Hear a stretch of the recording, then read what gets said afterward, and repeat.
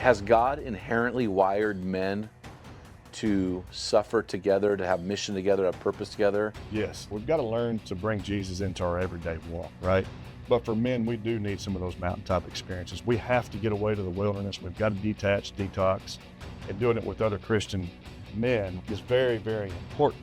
What does that guy need to do to be a healthy, best version in Christ for his family? You're on the other end of the stress bubble. What does he need to do in his daily life? What are some things he can do now without going on a trip, just move in the right direction? I would encourage him first to Men in the Arena Army, we salute you. Hey guys, thanks for listening to this episode of the Men in the Arena podcast. I'm Jim Ramos, your host and guide, leading you to your best version in the stress bubble of life and beyond. Welcome to today's episode. This is an average Joe episode, but this really isn't. It's kind of a hybrid. I have my friend Kenn Walsh with me today. Kenn lives in College Station, Texas, with his beautiful bride of 25 years, Abby. Hey, Abby. 3 wonderful kids. Kenn and I connected about probably 3 years ago now. We have shot deer together, so now we are a band of brothers because the man who sheds his blood with me is my brother. Anyway, so Kenn also owns his own construction business in College Station, Texas, and he is the founder of a ministry called The Wilderness Experience, thewildernessexp.org, and we're going to talk about whatever he has on the agenda today. Kenn, it's great to have you here, brother. How you doing, man? I'm great. Glad to be here. Appreciate you having me. All the way from Tejas. All the way back. Second trip in Oregon. So glad to be here. This is just your second trip? Second time. Yep. Oh. Yeah. I thought, because your daughter lived out here, I thought you'd visited her a couple times. Just for the banquet, one time. Oh, wow. Okay, Yeah. Well, we're going to get you a deer in the fall. All right. So that'll be another time. And so you got me mine, I got to get you yours. You know how that works. So, I do. So hey, tell us a little bit about yourself maybe things I haven't covered. Well, grew up in Texas pretty much my whole life. I've been in Texas. We moved to College Station when I was in the 4th grade. Just loved it. Met Abby in the 4th grade, actually. We started dating when we were sophomores in high school. We both went to Texas A&M, graduated in 2001. We moved away for probably about 3 months and had to get back home. So moved back to College Station. Been there ever since. Raised our 3 children all in College Station. So God's good, man. Tell us a little bit about the Wilderness Experience and what does this entail? What do you do with this thing? Okay, the Wilderness Experience is a men's ministry. Actually, I was sitting in church February 3rd, 2019, and Matt Morton, the pastor, was going through Romans 8:28, and God just woke me up and spoke to me that day, and gave me the vision of the Wilderness Experience. Put some people in that conversation that I needed to call, and I did that, and the following week, we had a nonprofit set up called the Wilderness Experience. So we take men to the remote wilderness of Alaska. We started in Alaska. Now we go to British Columbia, Canada.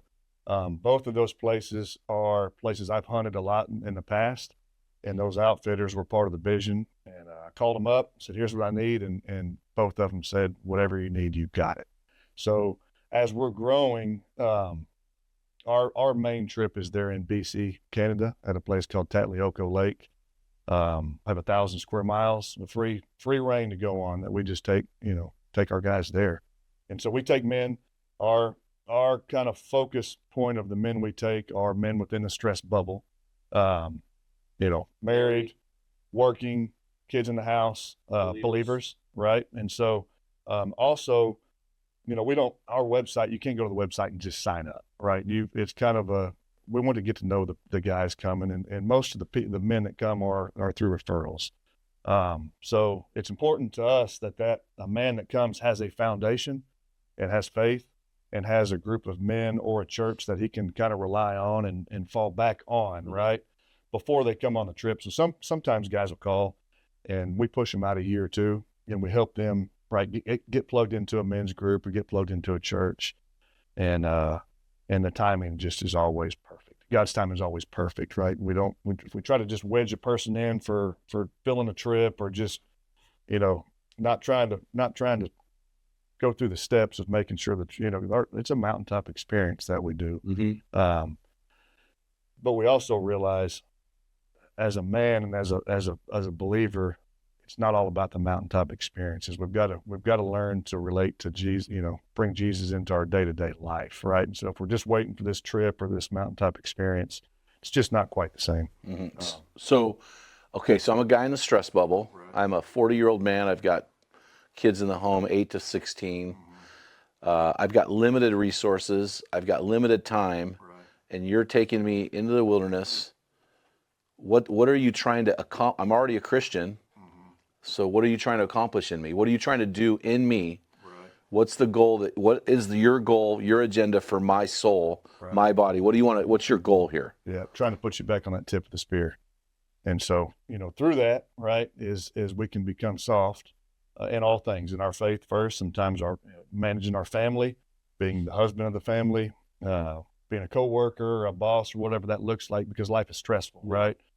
You hit on it every single week with your podcast. You understand that, right? So as a man within the stress bubble, we're trying to battle all those things. And your bumper sticker that shows, God is greater than wife is greater than kids is greater than work, right? It's so easy to live that backwards. Yeah. Right. And I've done it for many years in my life. I get up early, go to work, right? Work all day long, work hard, call my wife, Abby, at 4:45 and say, hey, babe, where am I going? Taking Kyle to football or Ashley to dance or Georgia to volleyball, whatever that looks like. We go do that. I don't remember eating. We get home and we maybe spend half an hour together. We go to sleep and rinse and repeat. So it's really easy to live that your bumper sticker backwards, right? And so we're trying to flip that, right? And so get these men to live for God first, right? And then their wife second, and everything else takes care of itself. That's it right there, those two things. So when you say tip of the spear, define tip of the spear for me. Well, a lot of things. First off, your faith, right? Okay. God, because sometimes it's hard through the busyness to fit God into our day, right? We forget, right? We get busy, we get distracted, and we forget to walk along. We forget to bring him in our walk with what we're doing. So that's the first and foremost, is get him back to the very first. We got to lead our families, right, to Jesus, and that's the most important thing we can do. Mm-hmm. Not easy, right? It's easy to say, but it's hard to do through the distractions and the busyness. And then the next thing for our wife, we've talked about it a lot this morning and last night, but it's important that we steward ourselves well, our bodies well, and we're always prepared to take care of them, right? And that's huge. We have to take care of our wives. Mm-hmm. However, through the busyness and distractions and the children and everything else, it's easy to put the kids ahead of them because they're involved. I mean, it's not hard to sign up for things. And a kid can stay busy 7 days a week. Yeah. Right. And so that's where our focus tends to go to, and they kind of sometimes get forgotten. So trying to reprioritize a guy's life. That's right. As he kind of loses himself in the stress bubble, right? So, so talking about these trips, they sound like a leisurely walk in the park, pretty easy. Not so much. Not so. No. How much feet of elevation gain am I going, and how far deep are we going on these trips? Now you're in Texas, like I don't even know what a hill. Do you know what a hill looks like? Like I know you have some property in Colorado, but you're in Texas. Yes, like these guys, most of these guys are. How do you got a Colorado guy going and a Tennessee guy going, but Texas. So you got to train for this event. This must be culture shock for these guys. What's the elevation gain and the distance out and back that you're taking these guys into? Round trip, it's 50 to 60 miles. And so depending on the fitness level of everybody What's the elevation gain? Sorry to interrupt. We start at 4,000, and then we end up, our last camping site's at like 6,600 feet. But you're doing this. So the total gain is probably close to 10,000 feet of gain over the trip? That's probably pretty close. Well, that's insane. Sure. So then here's my question.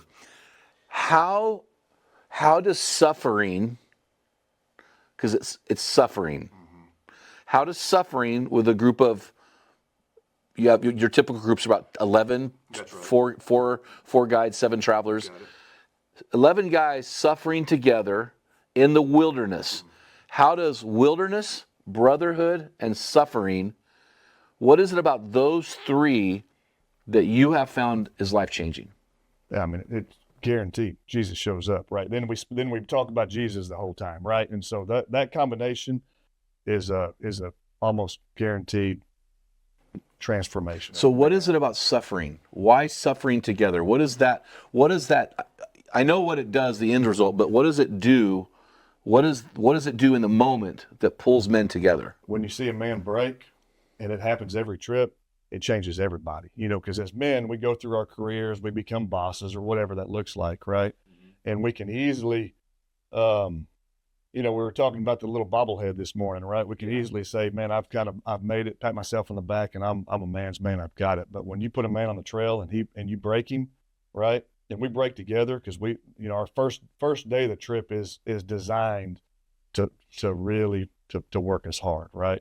Doing hard things is the epitome of the first day of the trip. So, and I'll step back when we get started in the trip. The first few hours, everybody's talking about business and what they do for a living, right? Within 2 or 3 hours, from that point to the rest of the trip, it's like work doesn't even exist, right? And so men start picking up men. Men are taking weight off other men's packs and carry it for them, and guides are carrying water, right? And so it's a long day. I mean, we leave it at sunrise, and we basically get to camp at sunset. So it's a long day. And a lot of these men have, we get better at preparing men. We give them workout plans. They show up in better shape than when we started. And that makes a big difference. But there's no way you can really train properly for that first day. And it breaks us. So a man breaks. By breaking, I'm assuming you're meaning physically break, emotionally break, mentally break, and then other guys carry his load. How do you weave Galatians 6:2 into that? Oh, wow. Carry each other's burdens, in this way you'll fulfill the law of Christ. Yeah. So you take a 45-year-old man that's quote unquote has it figured out. He's been leading his family, leading a business. When another man takes his 10-pound snack bag or whatever it looks like off his pack and carries it, he gets real quiet, because he's never had somebody do that, right? And he forgot that Jesus has been doing that for him every single day. And so that's where the spiritual end comes in. And that's hard for a man to watch another man carry his pack, right? Guides have packs that have these little, their Barney's, an Alaskan pack comes up. And so we can hook another man's pack on our pack. When we do that, we're carrying 120 pounds, right? For a man to walk behind me or one of my other guides carrying his pack, it doesn't take very long to just absolutely break him, right? And that's when the Holy Spirit starts filling them up. So we don't do that every day. The first day is designed to spiritually, physically, mentally, just completely wreck us all, right? And that's all of us. I mean, we know the trail, the guides, we're prepared, been doing it a long time, but it works for us too. So suffering creates a breaking point, creates humility, brotherhood.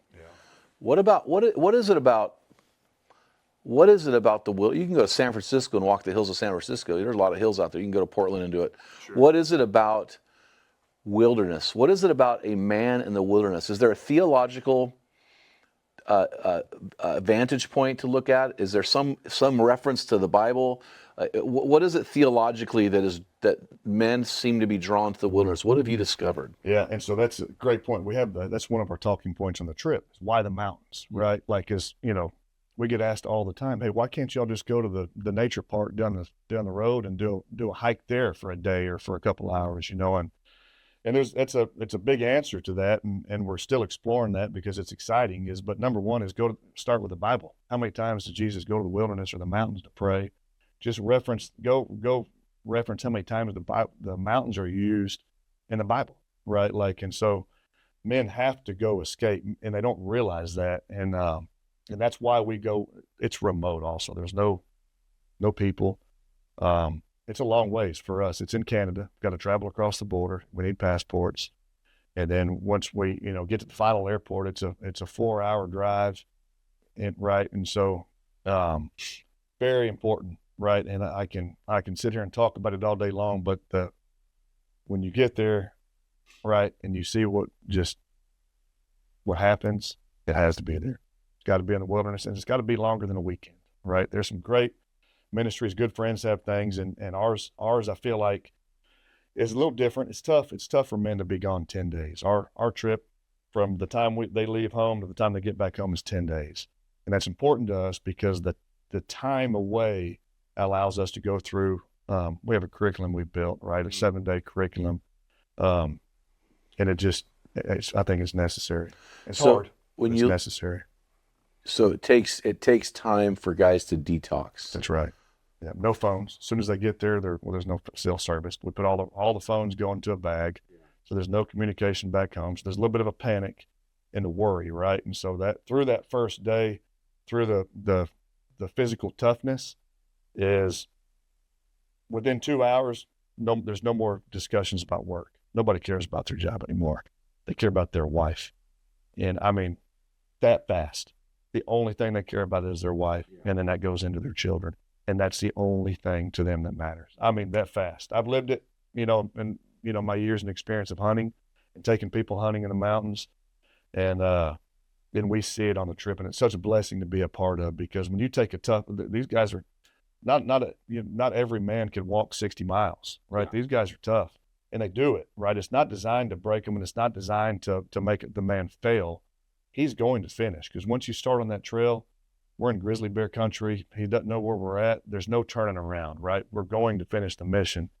And throughout that mission, man, it gives me chills just talking about it. I can't wait. So is there a mission component with the brotherhood? Is there something about, has God inherently wired men to suffer together, to have mission together, to have purpose together? Yes. It seems like women aren't wired that way. Women are wired to default to relationships. Men don't default there. Right. It seems to me that they default through suffering, through mission. Right. I mean, do these guys have a bond after they get back? Yes. So, yeah, that's a huge point, because, we talked about it earlier. We've got to learn to bring Jesus into our everyday walk, right?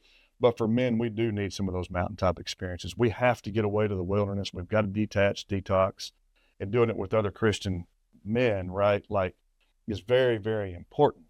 And it's not fair to say a woman can't go do that, right? But we believe that God comes to women through their day-to-day chores. So we never take away from women ever on this podcast. We want strong women. But what I'm hearing you say, because my wife could do that trip. She's tough enough. She's in shape. But what I'm hearing you say is women generally, you always got to say generally or people get angry. Right. Generally, women don't care about going out. My wife said, your vacation is sweating and bleeding and killing things and suffering. That's stupid. I want to go to a beach and get a tan. Yeah. So we care about different things. That's what you're saying. Yes. So that's the women care. So, okay, let me ask you this, theologically speaking. So in the Bible, in Genesis, it says that God formed Adam in the wilderness and placed him in the garden. Right. But he made Eve in the garden. So do you think there's something theological happening there, that God made Adam in the wilderness, then set him in the garden? Do you think that has created an inherent draw going all the way back to Adam? And have you thought about that passage at all? I do, because as men, we are designed to work, right? God gave us work. That's not a curse. That was not a curse. That was a blessing. That's right. And so you see that when we go detach on these wilderness trips, right? Because we're working, and guys realize we're designed to work, right? And when you do it with a group of brothers together, it just makes everything better. Yeah, that's the interesting thing, is that God, it's a blessing to work, but then with sin coming into the world, now work has now become, in some ways, it becomes an idol for men, because men will take this very thing that God has given us. And it's funny, you watch people in everyday life. Hey, Ken, how are you doing? I'm Jim Ramos. Hey, Jim, nice to meet you. What do you do? It's always the first question after you learn their name. So we default to this unhealthy view of work. Sure. And that leads to, in America, the average American man works 47 hours a week. Yeah. That's not healthy. Right. Not at all. And I'd say that's probably on the low end, right? And so through that goes back to what we were talking about, is that's why detaching for a long period of time is so important. Yeah. And I said it already, but we see it all the time. The first thing when we get to these camps, first thing the men are talking about is, what do you do for a living? It's all business, right? Yeah. And that's what's so exciting, is within just a few hours of that first day, when they get tired and they realize, oh my gosh, and they don't know where we're stopping, and they don't know, they have no control. So we don't let them book their flights. They don't do anything. We pick them up, and there's no control. And men don't like that. They want to be in control. Well, and I was surprised you don't even let them bring a knife. No knives, no guns. You showed me a video last night of a grizzly bear 20 feet from your camp. You got grizzly bears, you got avalanches, you got all sorts of things that can kill you, and they have nothing. That's got to be a little bit. I mean, I carry a knife every day. Right. So you take my knife? Really?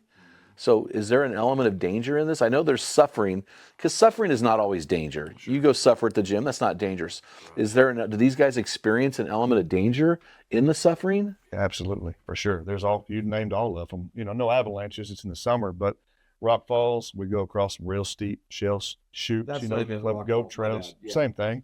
Grizzly bear, there's a lot of, then they're protected there.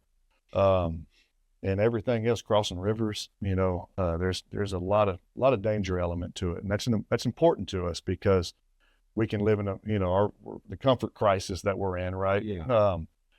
That's gone out there. There's not a lot of comforts. Everybody's in their own tent. They're in charge of their own, carrying their own food, and they're responsible for themselves. But there's a lot of opportunities for things to go south. Okay, so let me ask this question. We've talked about it before. You alluded to this with a guy.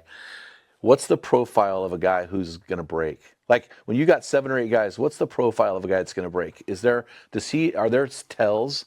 Does he show signs? Usually the man that talks the most. Right. That has been there, I done that. had a feeling you were going to say that. What do you mean by that? And so,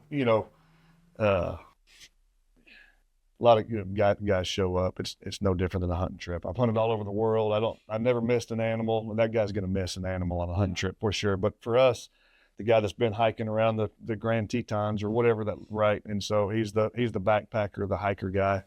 He's the expert. Follow me. He's the expert, and for some reason, God has a way of finding those guys first. What is it about guys when they have to tell you they are a certain thing? What is it about that? I think it's the world we're in. Right, and everybody's trying to one up each other, and pride. There's a tremendous amount of pride out there that we all struggle with, but I think just that's a competition, right? And healthy competition is good, but everybody just seems to kind of want to one up each other, right?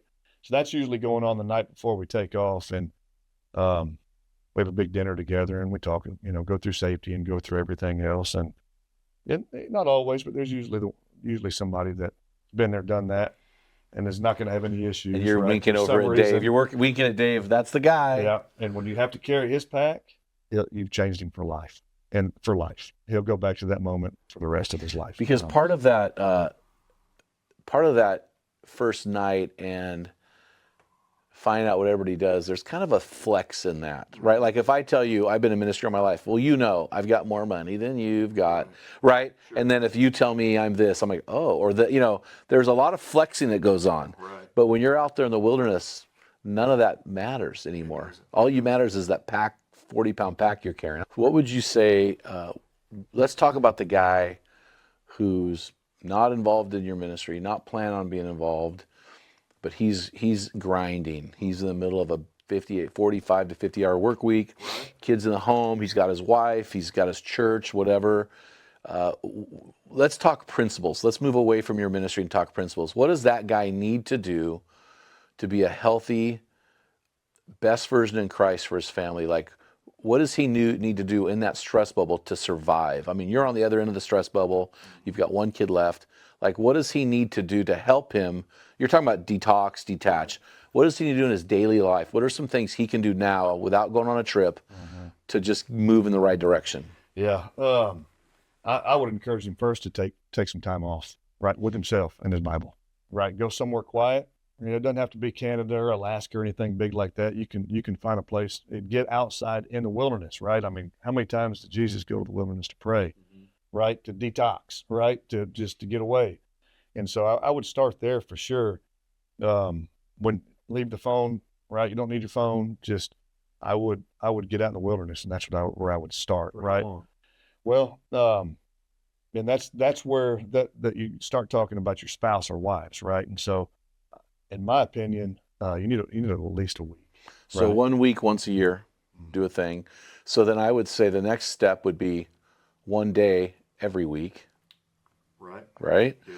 And then you talked about Jesus getting into the wilderness. So that's one block of time every day, right? Correct. So I mean, like, we got to break this down, right? That's right. You get these guys to the point where they're not being with Jesus one block every day. Oh, I hear you. But the Bible says pray unceasing. That's one verse. Yeah. It doesn't mean what you think it means. Jesus blocked out time to pray. Right. Right. It's just right there. Yeah. So block out time to pray daily, block out time to rest weekly, block out time to reflect. Right. I mean, I'm on ours right now, baby. For sure. Annually, right? Because if we don't do that, we tend to, things get blurry. The lines get blurry, right? Right. No, that's really good. Anything else you would say to that guy? Yeah, so we talk, I'm in multiple Bible studies every week, right? And we're really good at observing, interpreting, right? But sometimes we just don't apply, right? We figure out, oh my gosh, that's me. I know exactly what the deal is, but we don't talk about application, right? And so and we've been talking about this for years, and it's starting your day with Jesus every single day. You can get up a little bit early. I know it might be hard, but set your alarm an hour early or 30 minutes early. And if you block the time. And, and it's hard to go back to the business world. It's fast and furious. And so if my alarm clock is my cell phone and I wake up and I'm already into emails or whatever I missed that night, I've missed it. Too late. And I can easily, guilty as can be, if I start my day that way, then I go to work all day long, I can easily have one entire day where I didn't bring Jesus into my life. Yeah. So you've got to start it. And that means getting up early, whatever it looks like, right? And that's hugely important, is starting your morning every single day. Well, this is going to sound super contradictory, but if you miss having Jesus in your life one day, it's okay. It happens. Sure. But then if you miss Jesus 2 days, Right. okay. Well, the problem with that, there's a compounding effect. So then you get these guys that haven't been with Jesus in years. I had a guy tell me he hadn't prayed in a year and a half, Christian man. Yeah. And so you just got to counter that by building spiritual disciplines in your life. Sure. And those will compound over time. And if you don't do that, that will compound over time. So the bottom line of these guys is what, your decisions about what you're going to do with Jesus and what you're going to do with these times to get away, right? Whether it's in your prayer closet or the park down the street or getting out in the wilderness, you need to do it. Right. Daily, weekly, annually. And one big caveat there is you've got to prepare your spouse and your wife for that also. I can't just go home and tell my wife, hey, babe, I'm going to the wilderness for a week, right? Because she doesn't know what I'm doing, right? It's not fair to her, right? And we've learned that in the ministry. When the first year we went, we didn't tell the wives what we're doing. So some of them thought we're sitting around a campfire drinking, whiskey and smoking cigars, and that's not it at all. Mm-hmm. So fast forward, we're getting better every single year, and we bring our wives in, and we communicate what we're going to be doing. And while the men are on the mountain, the wives are doing a parallel study. So the wives know what their husband's doing, what he's praying about that day, what the talking points, what's going on, right? And so she's able to pray for him and know what he's doing, and that's been profound for the ministry. And I think also, 47% of the workforce are women. So it's not like men are just out there getting it done. Their wives are at home, Right. So what I'm trying to say is, if you're doing something, shame on you if you don't have your wife doing the same thing. Like, she needs to go get away. She needs to have her daily time with Jesus. She needs to have her weekly time of Sabbath. She needs to have her annual time of whatever she's going to do. Yeah. And so we got to realize we're in a culture now that's not the same as it used to be. And so we need to be careful. So Ken, how do guys get a hold of you guys and your ministry? Go to our website. Our contact information on there is reach out to us anytime. We'd love to talk to you. Do you have a website address? We do. It's www.wildernessexp.org. And so go visit it and reach out to us, man. We'd love to talk. We love the wilderness. We love Jesus. We love our families, and we love to talk to men that are like-minded. And if not, if you need some help, we'd like to help you. The Wilderness Experience? The Wilderness The EXP. Wilderness Experience, exp.org. Yeah. Ken, thanks for coming on, man. I sure Yeah. appreciate you, brother. Thanks for having me. Yep. Hey, guys, until next time, feel the wet sound on the arena floor. Hear the deafening roar of the crowd. Taste the sweetness of victory. Smell the stench of battle. Get in the game. Get dirty. Grind it out. Take the time to get away and be a man.